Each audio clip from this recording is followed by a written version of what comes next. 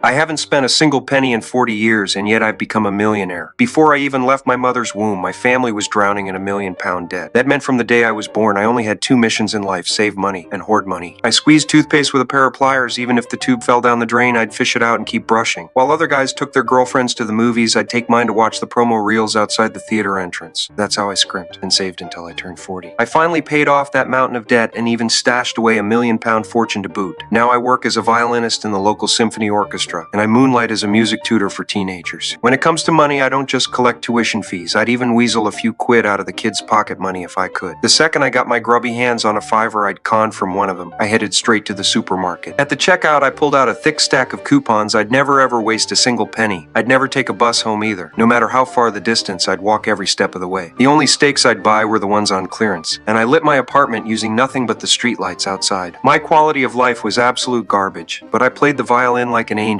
A new colleague, Maya, took a shine to me. She was a cellist, and I was definitely into her, if only because cellos cost a fortune. We grew closer and closer, our duets becoming more and more in sync. Then Maya asked me out to dinner one night. I bolted on the spot. Dinner meant spending money, but after my financial advisor talked me into it, I started to waver. I'd been single for so long, maybe I did want a girlfriend after all. Still, I had to find a way to get that dinner for free. I tracked down the parents of one of my students who ran a breakfast joint. I threatened to suspend their kids' lessons unless they sponsored a free dinner for me. The next day, I brought Maya to their restaurant, but she dropped a bombshell. She was allergic to flour and eggs, but not seafood. Right across the street, there happened to be a fancy seafood restaurant. I stared at the menu, and every price tag made me squirm in my seat. I wanted to stuff the bill down Maya's throat, grab an axe to smash down the door, and run for my life. But that was just a fantasy. In the end, Maya ordered a 110-pound lobster, while I sat there picking at a single slice of complimentary bread the entire meal. When the bill arrived, I was soaked in sweat. I dashed to the bathroom to calm down, and my eyes landed on the fire extinguisher above my head. Turns out the restaurant's fire sprinklers ended up picking up the tab for every single customer that night. After that little fiasco, I decided being single was the way to go. It was so much cheaper, but when I got home, there was a young, beautiful woman waiting at my front door. She said she was my daughter.